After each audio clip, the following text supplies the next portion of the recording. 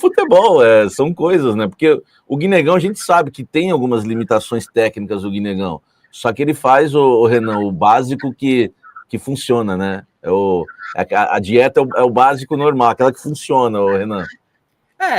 Tem aqueles que são leões de treino e outros são leões de jogo. Ele é um leão de jogo, ele nos jogos vai muito bem, faz o básico, tem muito empenho, tem muita dedicação, né? Eu acho que esse é um ponto que também a gente tem que destacar do Guinegão. Ele é um cara que corre, que não tem bola perdida. Eu lembro muito do clássico contra o Palmeiras, o 1-1 lá em Itaquera. Guinegão correndo em cima da defesa do Palmeiras o jogo inteiro, do início ao fim. Então é um jogador de muita dedicação. O refino técnico não é o melhor do mundo, mas é um cara que compensa isso com dedicação e com a simplicidade, cara. Tem uma chance e faz o gol, que foi o que aconteceu contra o Inter, por exemplo. Acho que o Gui teve só uma chance de finalizar e fez o gol. Então é muito isso. Sobre o André, tem a questão física também, né? O André é muito forte, é um cara que ele chega no ataque, ele contra o Fluminense teve aquela questão de que, se você falou, teve gente criticando e tal. Ele esticou um pouco uma bola aqui, um pouco ali, mas eu acho que é um pouco do nervosismo também, né? Ele entrou agora contra o Inter também, mas também finalzinho, não tinha muita coisa para fazer. Mas é um cara também de muita imposição física, é um cara que é o box to box, mas ele faz tudo isso com, além da técnica, tem o físico também, é um cara mais, eu vejo, mais completo fisicamente do que o Faraldo falou, por exemplo, o Rian, o Maicon, são jogadores menos, não tem tanto físico assim, né, então eu vejo que o André, se for bem desenvolvido, se for bem lapidado, não tiver queimando etapa com ele, tem potencial. Ô, Faraldo, um dia eu fui querer ser moderninho lá no meu canal, fui falar box to box, falei back to back, velho. Os caras me detonaram no chat. Falei, esse jogador faz bem um back to back, não deu certo, velho. Aí começaram já com umas piadas meio perigosas. Eu consigo imaginar. Ô, Faraldo, a questão do Guinegão te surpreendeu? Os primeiros jogos, cara, ele matava umas bolas na canela. E o que eu tô achando curioso, né, que o Renan falou da entrega, é um jogador que, assim, desde o primeiro jogo dele no Corinthians, ninguém nunca discutiu essa entrega. Chatão lá, e isso é muito bom pro Corinthians quando você precisa marcar alto, você não vai marcar alto com Memphis e Kaique, você não vai marcar alto com Memphis e Romero, mas você consegue marcar alto com Yuri e Guinegão. E o Guinegão sempre teve essa característica, mas está me surpreendendo a inteligência dele de sair na área e armar jogo também, né, Faraldo? Cara, demais. Que jogo que ele dá um passe pro Garro, faz umas 3 rodadas. Ele dá que o Garro, né, o Maradoninha sumiu, que eu nem lembro mais dele. O Atlético Paranaense, não foi? Foi, contra o Atlético Paranaense, que ele faz gol, aquele gol do corintiano de raça, e dá uma assistência maravilhosa pro Galo. Aquele jogo foi o jogo que mais me surpreendeu do Guinegão, por essa questão para além da força física, da raça, do esforço, do oportunismo, né, de ser um bom finalizador. Mas ali o Guinegão mostrou algo que até então no profissional ele ainda não havia mostrado, uma capacidade de articulação que eu vou trazer como exemplo. Eu sei que o torcedor corintiano muitas vezes não gosta, mas, pô, se tem uma dupla de ataque hoje que está no hype, a exemplo do que o trio Gin viveu no ano passado, é a dupla do rival, Flaco Lopes e Vitor Roque. E muito tem se enaltecido que o Flaco Lopes ele está sendo um cara versátil de conseguir jogar tanto como 9, quanto como um camisa 10. E o Guinegão, guardado as proporções, nesse pequeno recorte de início de profissional dele, nessa primeira sequência como titular, eu tô vendo um potencial técnico para isso. Ele é oportunista, como um bom camisa 9 precisa ser, mas quando necessário ele ser esse cara da articulação, de baixar um pouco, dar espaço para algum outro atacante, que no cenário ideal seria o Yuri Alberto, por mais que ele não esteja vivendo um grande momento, fazer o facão, se enfiar, o Guinegão ele tem conseguido ser esse cara também, né, de articulação. Então, me chama atenção, por uma questão de capacidade técnica mesmo, sabe? Só para finalizar, Samir, para além disso, o próprio fenômeno Guinegão chama atenção e surpreende, né? Porque internamente, o próprio Corinthians não contava com o jogador Guinegão como uma solução para essa temporada. E ele surge como uma solução, diante de um Héctor Hernandes que não serve, que está afastado, Pedro Raul que não serviu e foi emprestado, Pedro Henrique que foi embora, transfer ban, então só conseguiu contratar o Vitinho, e aí surge o Guinegão para o ataque, que hoje desbancou Thales, Romero e todos esses outros aí que eu citei. Ô, Faraldo, você falou do rival, então eu cheguei à conclusão que o rock está mais em alta que o rap, porque eles têm o Vitor Roque, o nosso Memphis do rap não está virando, hein? Eu vou parar de fazer isso. Não só que o rap. Não só que o rap, se pegar o Yuri Alberto que não canta nada também, pô, hoje em dia, todo aquele hype que se criou em cima do Yuri Alberto, não à toa ele chegou a ser convocado para a seleção do Ramon Menezes, e no ano passado, principalmente, falava-se muito do Yuri merecendo voltar para a seleção, né? Pelo que ele fez ali naquele segundo semestre junto com o Garro e com o Memphis. O que virou esse Yuri Alberto nessa temporada? Sofrendo com lesões, com problemas físicos, é bem verdade, mas olha o jogo que ele faz contra o Flamengo, né? É um jogo de muito nervosismo. Então, o Yuri Alberto está em baixa. Em paralelo, você tem um Caio Jorge estourando aqui no futebol brasileiro. No rival, hoje, o Vitor Roque aparece como um jogador mais pronto, imaginando uma aposta do Ancelotti para observar um centroavante diferente. Hoje, o Vitor Roque está na frente do Yuri, por exemplo. É uma pena, pelo que o Yuri já mostrou de potencial no Corinthians, né? É que eu tentei fazer uma piada com o Roque, do Vitor Roque, mas não pegou bem, não ficou legal. Não, eu tentei te salvar dessa piada, sabe? Eu vi. Não teve jeito. Agora, em questão do Guinegão, você falou do passe, bem lembrado, Faraldo. Foi um baita de um passe, foi aquele passe de meia clássico mesmo, né? O passe do Guinegão para o Garro, e ele deu assistência também para o gol do Yuri Alberto contra o Flamengo, né? Foi um giro dele no meio campo que ele, né, toca o Yuri Alberto para correr, para atacar o espaço do jeito que o Yuri gosta, e o Yuri faz o gol contra o Flamengo com uma assistência do Guinegão. Já que a gente está falando já pulamos dos jovens, falamos do Guinegão, de todos, né? A gente já puxou se o Guinegão deve ser titular ou não no jogo contra o Mirassol. O Memphis, uma coisa está linkada à outra, deixa eu já falar do Memphis. O Memphis vai passar por um último teste hoje, a gente não vai conseguir cravar isso durante o nosso programa, porque o treino está sendo à tarde, mas uma fonte que eu conversei poucos minutos antes de começar aqui o programa, ela me disse que tem tudo para jogar, que o Memphis tem tudo para voltar agora contra o Mirassol, mas vai depender desse último teste, então não dá para cravar ainda. Então vamos lá, supondo que o Memphis retorne realmente contra o Mirassol, como que vocês escalariam os times do Corinthians? Vocês acham que o Guinegão passaria a ser uma opção no banco de reservas ou não dá para tirar o menino por conta dessa fase que ele está vivendo? Vocês escalariam os três? Vou começar aí pelo Renan. Samir, eu acho que toda a conjuntura da obra não tem como deixar o Guinegão fora. Eu acho que hoje não dá. Dos três, para mim é o mais titular.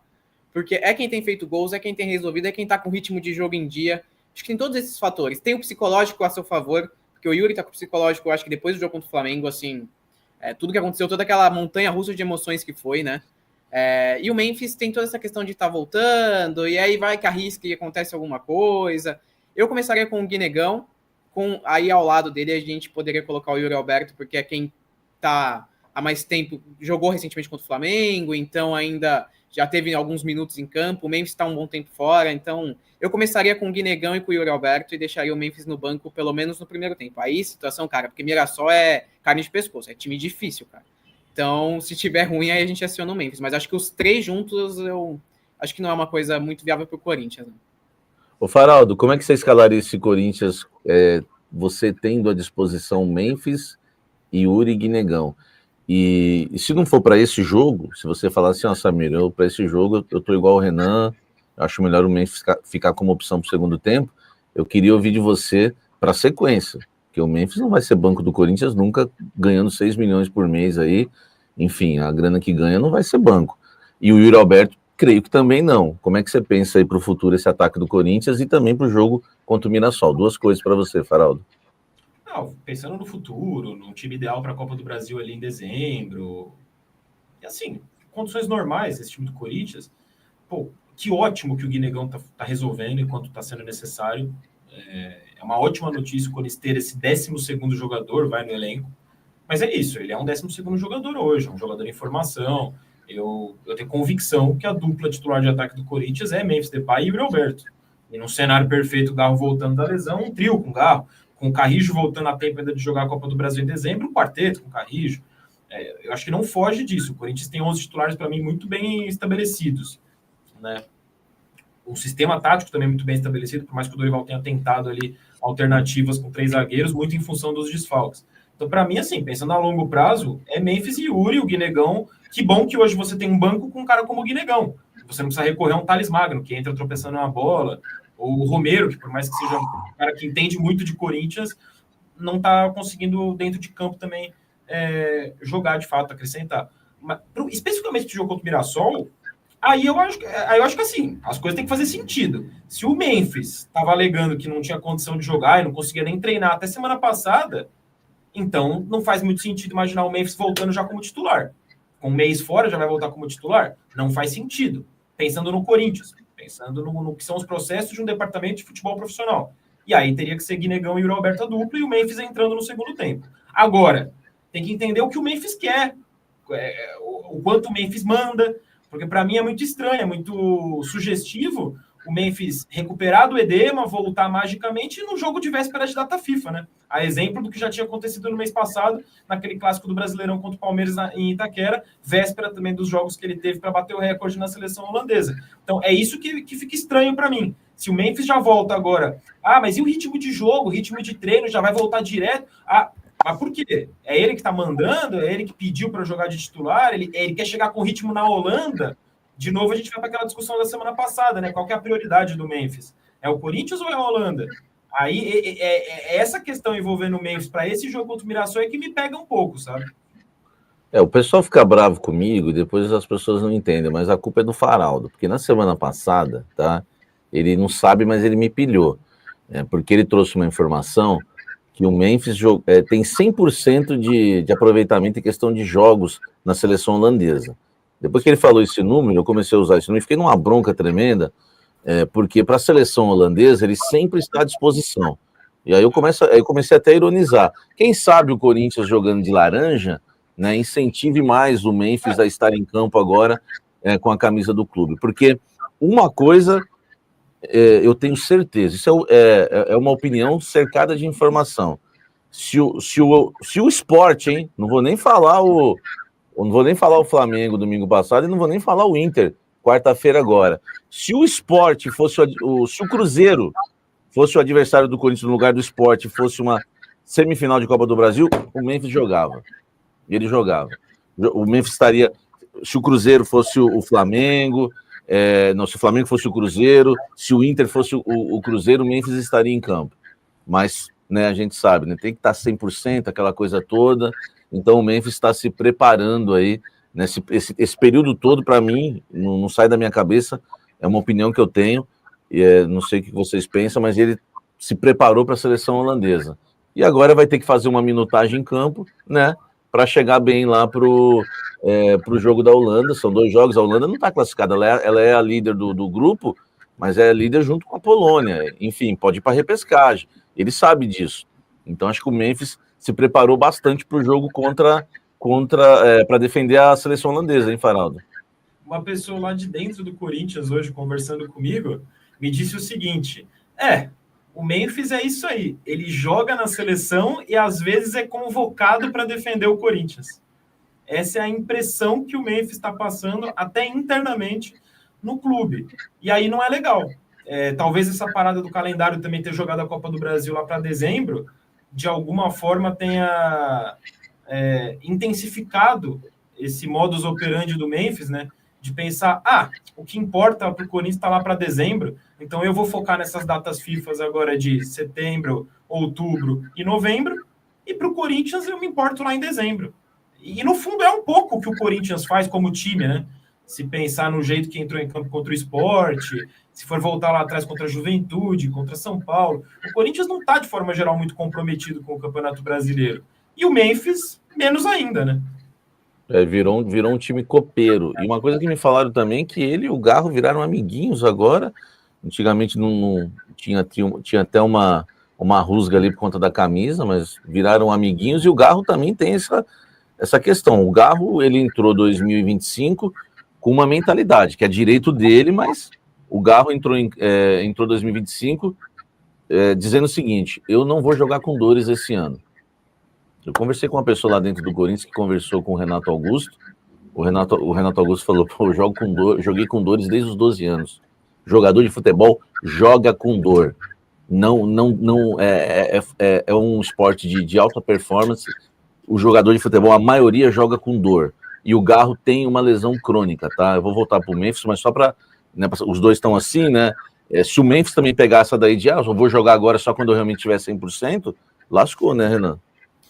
O Memphis vai virar o Gareth Bale holandês. Lembra do Bale, que só jogava na seleção do país de Gales e no Real Madrid, de vez em quando, em jogos importantes, aparecia.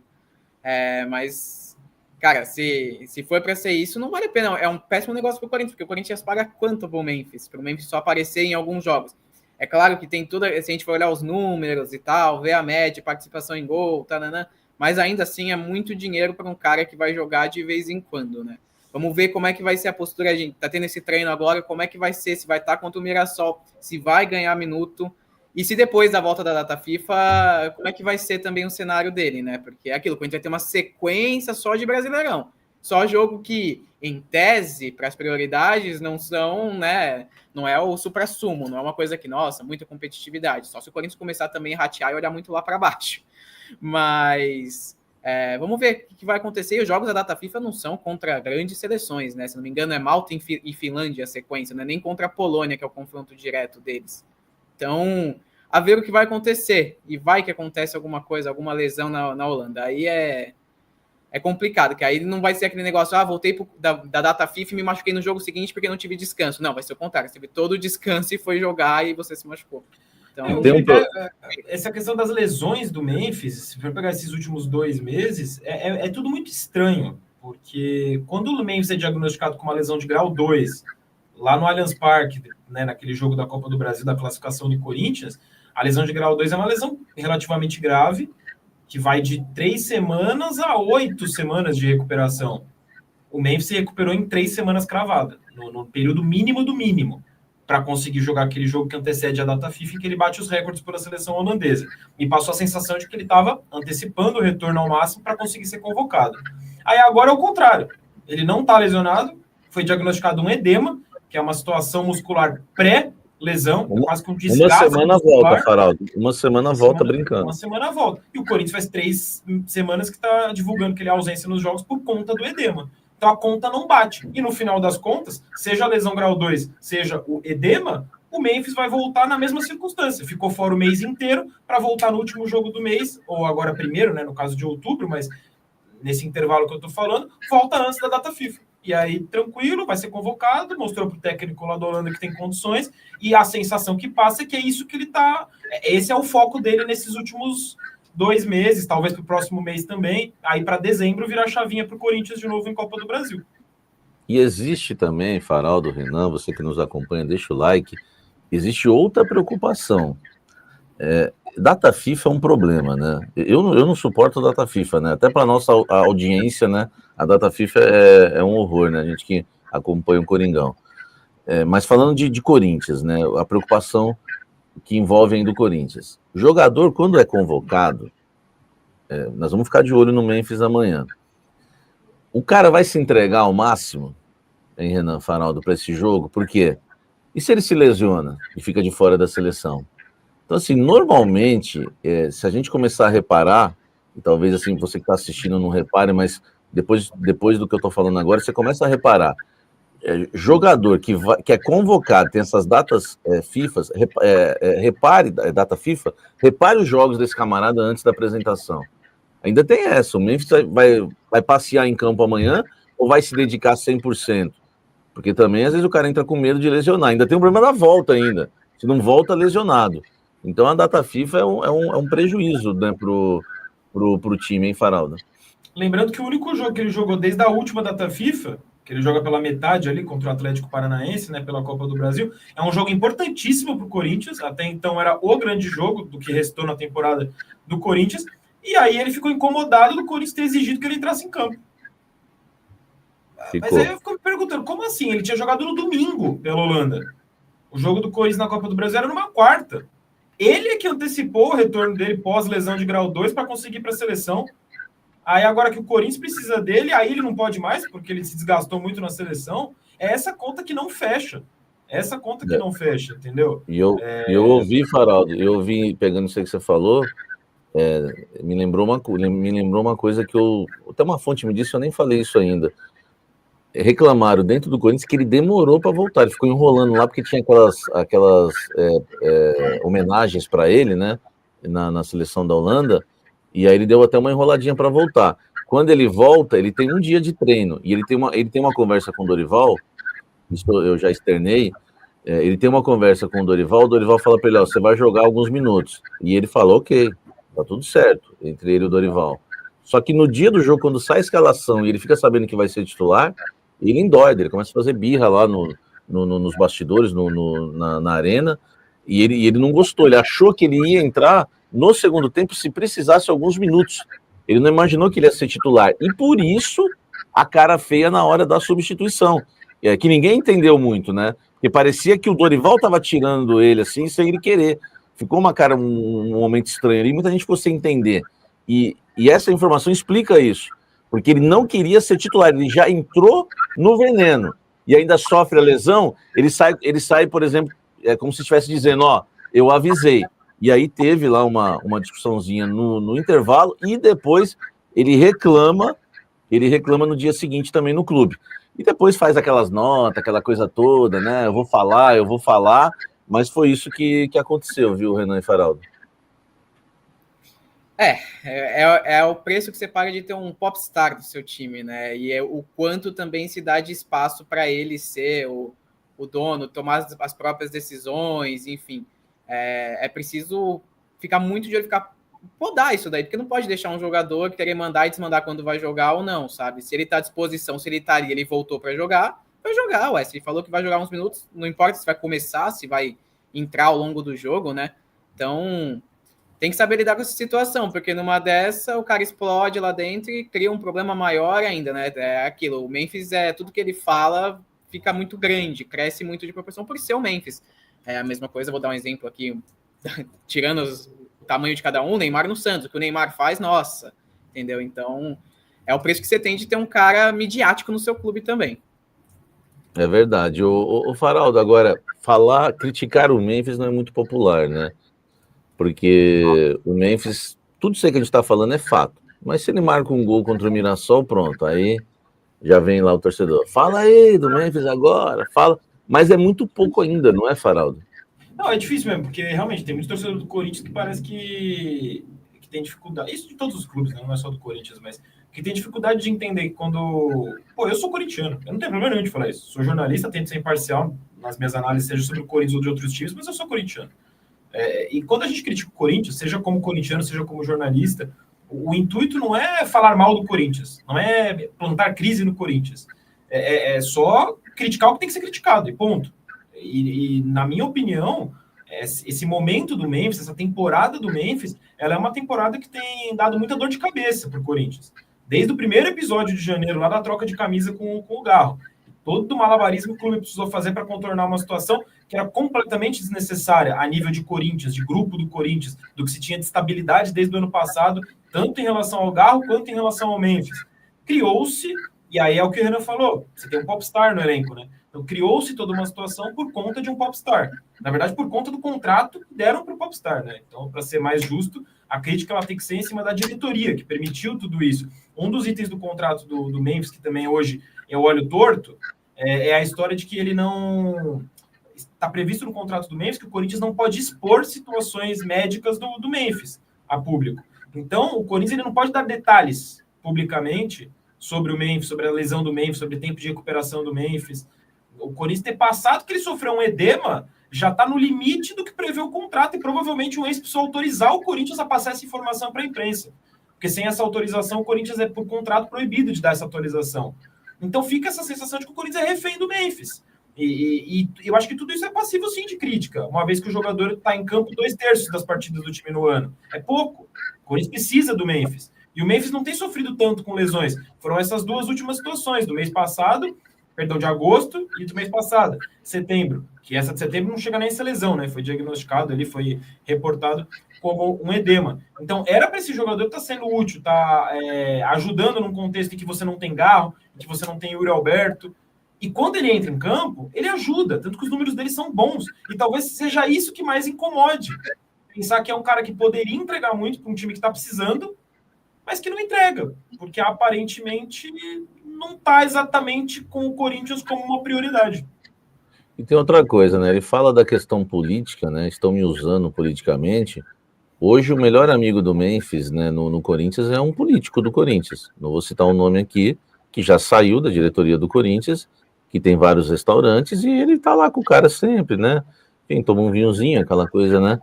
Batendo um papo com o cara. Eu acho que, na verdade, ele que tá. A amizade dele que é uma amizade política. E que talvez isso esteja, por algum motivo, inflamando ele. Porque que questão política que alguém tá. De todas as críticas que eu vi ao Memphis, não vejo questão política envolvida. Aliás, Renan, você que é o setorista do Coringão aqui no UOL, ele disse o seguinte: eu vou falar naquele Twitter, né? O que você acha que o Memphis vai falar? Você acha que ele vai falar assim, aquele bigodinho lá, aquele bigodinho do lado, né, o bigodinho, será que ele vai reclamar do Faraldo? O que ele vai falar o dia que ele resolver falar, ô Renan? Dá para imaginar quais são as insatisfações dele? Eu não consigo entender, Samir. Eu juro que quando ele publicou aquilo, a gente ficou, cara, por quê? O que você vai falar, cara? E você falou muito bem, né? Ele é muito amigo de um político. É só a gente ver as fotos, a gente não precisa muito falar quem é, porque é só ver as fotos com quem ele tá e a gente vai poder relacionar quem quem tá falando de política ali, quem que é o lado político que ele tanto fala.